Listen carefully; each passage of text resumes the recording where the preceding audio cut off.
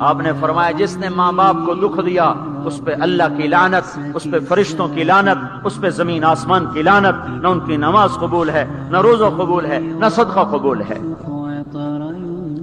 موسیٰ علیہ السلام نے کہا یا اللہ میرا جنت کا ساتھی کون ہے؟ اللہ نے کہا فلاں قصائی۔ قصائی نہ کوئی مجاہد، نہ غازی، نہ شہید، نہ کوئی مفسر، نہ کوئی ولی، نہ ابدال، قصائی۔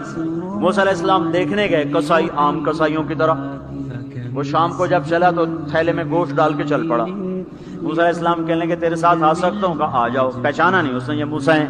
وہ گھر گیا، اس نے روٹی بنائی، ہانڈی چڑھا دی، آٹا گوندنے بیٹھا، روٹی تیار کی، سالن تیار کیا، تھالی میں رکھا۔ ایک عورت ایسے لیٹی پڑی تھی روئی کی گالی کی طرح، اس کو اٹھا کے کندھے کا آسرا دیا اور نوالے بنا بنا کے اس کو کھلاتا رہا۔ وہ سر مارے، ہن بس نے منہ صاف کیا، اسے لٹایا، وہ بڑبڑانے لگے۔ موسیٰ علیہ السلام نے فرمایا یہ کون ہے؟ کہا یہ میری اماں ہے، میں صبح اس کے سارے کام کر کے جاتا ہوں، پھر شام کو آ کر پہلے اس کی خدمت کرتا ہوں۔ اپنی بیوی سے کہو نہیں آخر میرے پیچھے میری ماں نے روٹی کھوا دی، جیسے ہمارا رواج ہے، اپنی بیوی سے کہتے تو میری ماں دی کر، میں کوئی نہیں کرنا۔ اور سنو میری بیوی کے ذمے میری ماں کی خدمت نہیں ہے، میرے ذمے میری ماں کی خدمت ہے۔ خود کرتے نہیں، بیویوں کو کہتے ہیں اس کے ذمے نہیں، وہ انکار کرتے ہیں، کہتے ہیں نافرمان ہے، گھر میں لڑائی، دنگا فساد۔ پاگل تو نے چھاتی نوچی ہے ماں کی، تیرے ذمے ماں کی خدمت ہے، تیری بیوی کے ذمے نہیں ہے۔ وہ کر دے اس کا احسان ہے، کرنی چاہیے، نیکی ہے، اس کا احسان ہے، نہ کرے تو وہ مجرم نہیں ہے۔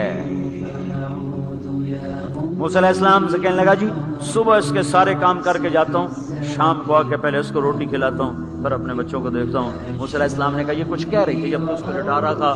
کہنے لگا یہ اماں جو ہوئی پاگل اماں جدوں دی خدمت کرنا شروع ہو جاندی، اللہ تینوں جنت وچ موسیٰ دا ساتھی بناوے۔ بھلا میں کتھے تے موسیٰ کتھے؟ جب بھی اس کی خدمت کرتا ہوں شروع ہو جاتی ہے اللہ تجھے جنت میں موسیٰ کا ساتھ دے۔